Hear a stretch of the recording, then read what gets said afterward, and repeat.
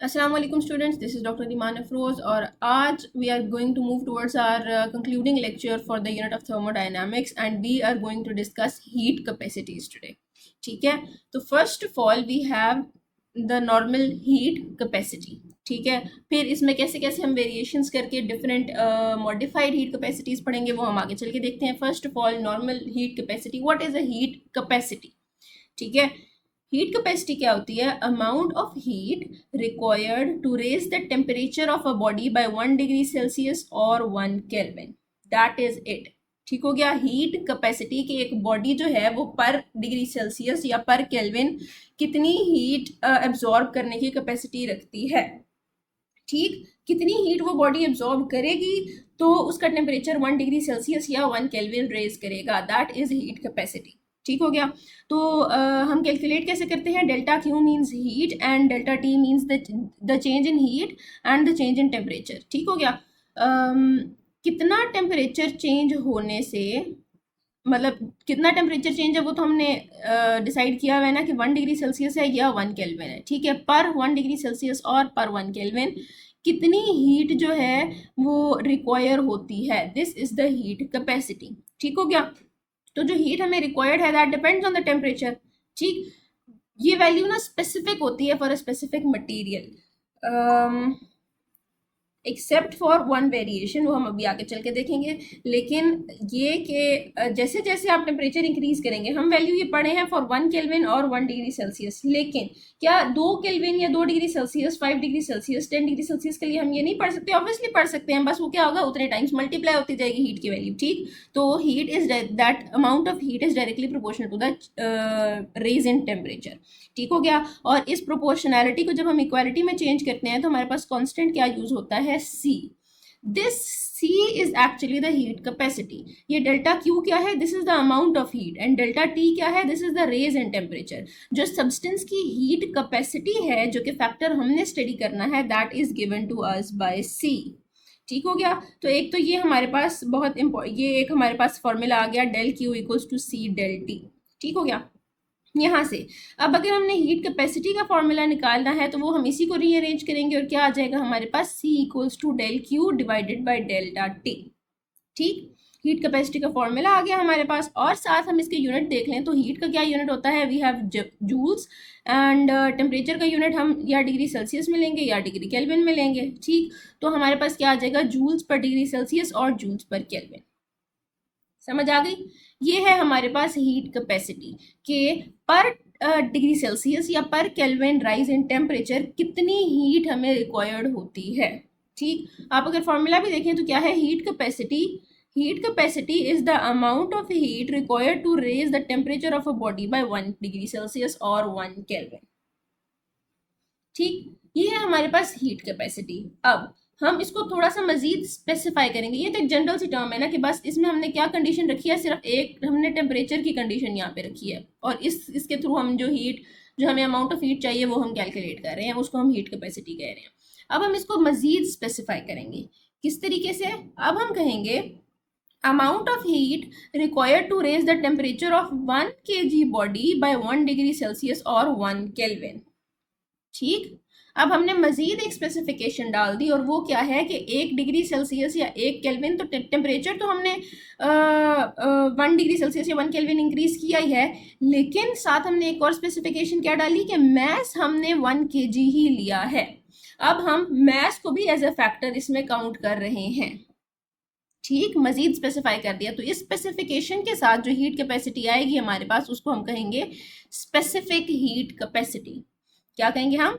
Specific heat capacity. अब ये जो अमाउंट ऑफ हीट है, this is required to raise the temperature of 1 kg of a body by 1 degree Celsius और 1 kelvin. ठीक, तो mess और टेम्परेचर दोनों पे ये जो हीट है ये डिपेंड कर रही है. इसको हम जब इस प्रोपोर्शनैलिटी की इक्वालिटी में चेंज करेंगे तो कांस्टेंट क्या आएगा हमारे पास? CS. ठीक, ये प्रोपोर्शनैलिटी कांस्टेंट है. पीछे हीट कैपेसिटी जो ये जो C था ये प्रोपोर्शनैलिटी कांस्टेंट था. यहाँ पे CS specific heat capacity is the proportionality constant. और इसका फॉर्मूला क्या बनेगा हम रीअरेंज करके अगर हम देखें? Delta Q equals delta Q divided by M delta T. ठीक। इसका अगर हम यूनिट निकालें तो क्या आएगा हमारे पास, डेल्टा क्यू का जूल्स, मास का केजी, टेम्परेचर का डिग्री सेल्सियस, ये kelvin. So we have joules per KG per degree Celsius और joules per KG per kelvin. ठीक हो गया। अब हीट कैपेसिटी थी कि बस कोई भी बॉडी ले लें, जितनी मर्जी उसकी आप ले लें, सॉरी, हीट कैपेसिटी क्या थी कि कोई भी बॉडी हो और उसका आपने 1 डिग्री सेल्सियस टेम्परेचर, एक चीज सिर्फ हमने फिक्स की थी, ठीक, कि टेम्परेचर उसका फिक्स्ड है पर केल्विन, मतलब एक एक केल्विन या एक एक डिग्री सेल्सियस करके जो है हम उसको स्टडी करेंगे, सिर्फ एक चीज हमने फिक्स की थी। उससे जो हम हीट कैलकुलेट कर रहे थे उसको हम कह रहे थे हीट कैपेसिटी। जब हमने मैस और टेम्परेचर दोनों फिक्स कर दिए, ठीक, मैस 1 kg और टेम्परेचर 1 डिग्री सेल्सियस दोनों हमने फिक्स कर दिए, उस केस में जो हीट कैपेसिटी आई उसको हम कह रहे हैं स्पेसिफिक हीट कैपेसिटी। ठीक हो गया। अब हम तीसरी तरह की देखते हैं, which is molar specific heat capacity. ठीक है। स्पेसिफिक सॉरी, हीट कैपेसिटी में क्या था, सिर्फ टेम्परेचर फिक्स्ड था। स्पेसिफिक हीट कैपेसिटी में mass in KG and temperature in degree Celsius और केल्विन, ये दोनों चीजें फिक्स थी। अब है हमारे पास molar specific heat capacity. Molar as the name suggest, इसमें हम क्या कह रहे हैं, इसमें हमने मोल्स फिक्स कर दिए। The amount of heat required to raise the temperature of 1 mole of a substance through 1 degree Celsius और 1 केल्विन। ठीक हो गया। इसको हम कह रहे हैं मोलर हीट कैपेसिटी। ये जो हमें हीट चाहिए, it depends on the number of moles and the temperature. ठीक। इस जब हम इस प्रोपोर्शनैलिटी को इक्वालिटी में चेंज करेंगे तो हमारे पास प्रोपोर्शनैलिटी कांस्टेंट क्या आएगा, Cm, which is the molar specific heat capacity. It is the proportionality constant and its formula is delta Q divided by N delta T. ठीक हो गया। और इसके अगर हम यूनिट्स देखें तो क्या बनेंगे हमारे पास, जूल्स पर मोल, सॉरी, जूल्स पर मोल पर केल्विन, या फिर जूल्स पर मोल पर डिग्री सेल्सियस। ठीक है, ये हमारे पास आ जाएंगे इसके यूनिट्स। ठीक हो गया। Heat capacity, specific heat capacity and molar specific heat capacity, तीनों को हमने इंडिविजुअली देख लिया। ठीक। अब हम तीनों को एक दूसरे के कंपैरिजन में देखते हैं। ओके जी, तो heat capacity, specific heat capacity and molar specific heat capacity, साथ मैंने उनके फॉर्मूलाज लिखे हुए हैं जो कि हमने डिराइव किए थे। एक चीज जिसका आप लोगों ने खास ख्याल रखना है, this is going to be molar specific. Okay, एक चीज जिसका आप लोगों ने खास ख्याल रखना है, जो कि हम शुरू से पढ़ते आ रहे हैं और हम कितनी दफा देखते आ रहे हैं, कि किसी भी इक्वेशन में जब हम प्रोपोर्शनैलिटी कांस्टेंट यूज करते हैं, that proportionality constant does not depend upon the factors in that equation. ठीक हो गया। That proportionality constant does not depend upon the factors in that equation. ठीक, ये पॉइंट आप लोगों ने याद रखना, इस पे हम अभी आते हैं। सबसे पहले हम बात करते हैं हीट कैपेसिटी की। हीट कैपेसिटी क्या है, del Q divided by delta T. ठीक हो गया। अब इस केस में अगर आपको याद हो तो हीट कैपेसिटी के केस में हमने सिर्फ टेम्परेचर फिक्स किया था कि टेम्परेचर इज 1 डिग्री सेल्सियस या 1 केल्विन के जो के पैरामीटर से हम रेज करेंगे और फिर जो है हम अमाउंट ऑफ हीट देखेंगे, तो वो हमारे पास हीट कैपेसिटी आ जाएगी। ठीक है, ये चीजें हमारे पास फिक्स्ड थी। जबकि स्पेसिफिक हीट कैपेसिटी के केस में हमने टेम्परेचर भी फिक्स कर दिया था, टेम्परेचर और साथ मास भी फिक्स कर दिया था, और मोलर स्पेसिफिक हीट कैपेसिटी के केस में हमने नंबर ऑफ मोल्स और टेम्परेचर फिक्स कर दिए थे। ठीक। अब अगर आप स्पेसिफिक हीट कैपेसिटी और मोलर स्पेसिफिक हीट कैपेसिटी के फॉर्मूलाज देखें, ठीक है, तो अगर आप गौर करें तो यहाँ पर भी have a factor of del Q divided by del T, यहाँ पर भी del Q divided by del T. ठीक है, और पीछे आप देखें del Q divided by del T किसके इक्वल है, हीट कैपेसिटी के इक्वल है। तो हम इनको ऐसे करके लिख सकते हैं, C S equals to M C, और यहाँ पे C M equals to N C. ठीक, ये भी हमारे पास स्पेसिफिक हीट कैपेसिटी और मोलर स्पेसिफिक हीट कैपेसिटी के फॉर्मूलाज आ गए हमारे पास। ठीक।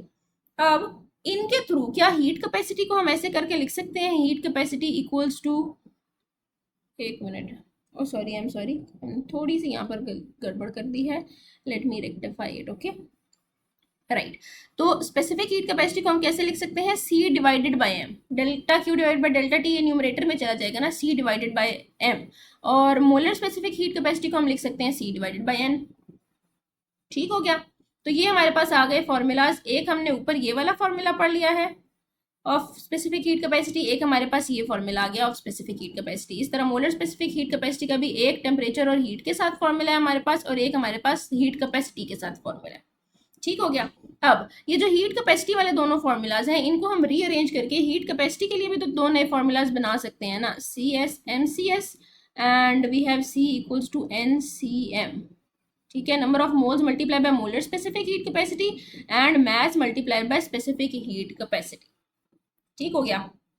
अब अगर हम एक चीज देखें गौर से, तो वो क्या है हमारे पास, हीट कैपेसिटी की सबसे पहले हम बात करते हैं। ठीक है, हीट कैपेसिटी किन चीज़ों पे डिपेंड करेगी, हम ये जो है वो भी देखने लगे हैं।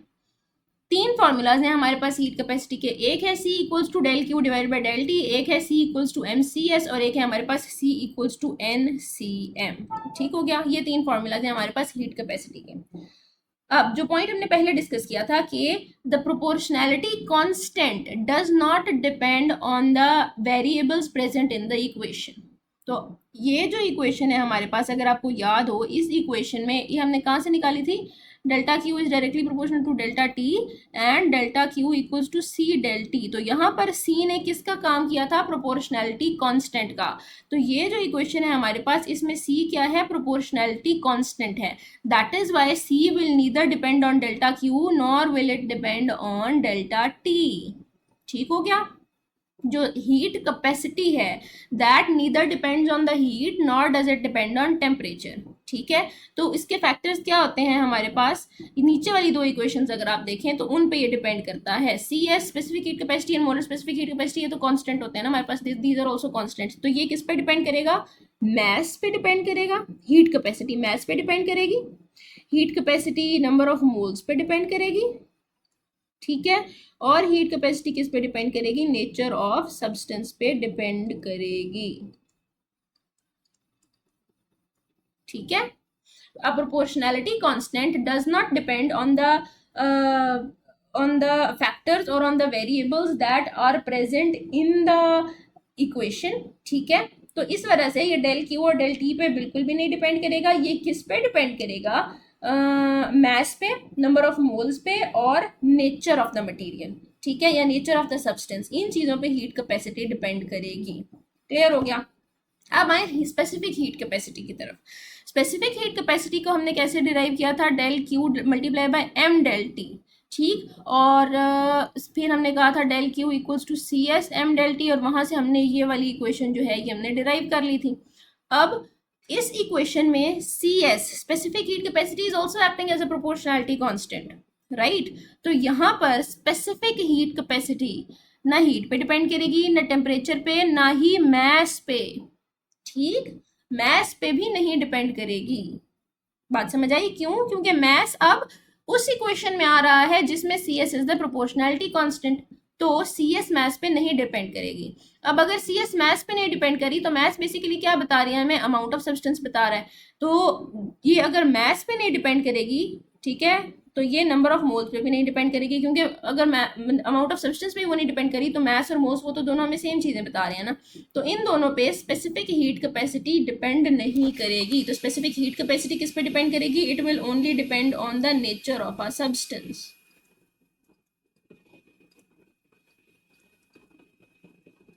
ठीक, इसी तरह मोलर स्पेसिफिक हीट कैपेसिटी की बात करें तो उस में भी प्रोपोर्शनैलिटी कांस्टेंट है वो, तो it will not depend on the heat, it will not depend on temperature, and it would also not depend on number of moles। number of moles भी हमें amount of substance बता रहे हैं, तो ये mass पे भी नहीं डिपेंड करेगी। it will also depend only on nature of substance। बात समझ आई। ये बहुत इंपॉर्टेंट कॉन्सेप्ट्स हैं हमारे पास। क्यों ये बहुत इंपॉर्टेंट कॉन्सेप्ट्स हैं कि heat capacity depends on mass, number of moles and nature of substance. However specific heat capacity and molar specific heat capacity only depend on the nature of substance, they do not depend on मास और number of moles. ठीक हो गया। ये तो है हमारे पास एक logical, एक मैथमेटिकल एक्सप्लेनेशन, ठीक है। अगर हम लॉजिकली बात करें तो अगर आपको याद हो, हीट कैपेसिटी में हमने सिर्फ टेम्परेचर फिक्स किया था, बाकी सारी चीज़ें वेरिएबल थी, तो इस वजह से बाकी सारी चीज़ों के ऊपर हीट कैपेसिटी डिपेंड कर रही है। स्पेसिफिक हीट कैपेसिटी के केस में हमने टेम्परेचर और मास दोनों फिक्स कर दिए थे, ठीक है। मास हमें अमाउंट ऑफ सब्सटेंस बता रहे हैं। इसी तरह जो temperature molar specific heat capacity के केस में हमने टेम्परेचर और नंबर ऑफ मोल्स दोनों फिक्स कर दिए थे। नंबर ऑफ मोल्स हमें अमाउंट ऑफ सब्सटेंस बता रहा है, तो इसलिए ये इन दोनों के केस में अमाउंट ऑफ सब्सटेंस फिक्स्ड है, तो ये मास पे या नंबर ऑफ मोल्स पे डिपेंड नहीं करेंगे। ठीक हो गया, ये हो गई हमारी लॉजिकल एक्सप्लेनेशन। अब ये पॉइंट्स जानने क्यों जरूरी थे and why am I stressing a lot on these points, इसको हम एक एमसीक्यू के थ्रू डिस्कस करते हैं, ठीक है। ओके जी, तो ये एमसीक्यूज हम डिस्कस करते हैं। सबसे पहले आप लेफ्ट साइड वाले देखें, if we double the mass of water then heat capacity will, ठीक है। अब अगर एक टेक्निकली हम देखें तो हीट कैपेसिटी का हमने क्या फॉर्मूला पढ़ा था, C equals to del Q divided by del T. Technically कोई भी स्टूडेंट सोचेगा कि भाई ये इस फॉर्मूला में मास तो आ ही नहीं रहा, तो heat capacity does not depend on the mass, ठीक है। बट वी नो कि इस इक्वेशन में heat capacity acts as a proportionality constant and proportionality constant is not dependent on these factors. Rather, what factors does the heat capacity actually depend on? So it depends on the mass, it depends on number of moles, ठीक है, and it depends on the nature of substance, ठीक है। अगर किसी student को ये बात पता होगी कि it depends on the nature of substance, moles and mass, तो ही वो हीट कैपेसिटी और मास को आपस में रिलेट कर सकेगा, because this is not visible और this is not represented through the equation. तो हमें पता है कि the heat capacity depends on mass, तो अगर हम मास को डबल करेंगे तो हीट कैपेसिटी भी क्या होगी, it will also increase by a factor of 2, ठीक हो गया। तो इस तरीके से आपको एमसीक्यू आ सकता है। अगर आपको ये रिलेशंस ना पता हो तो this it is a high chance कि आप ये गलत कर दें, ठीक है।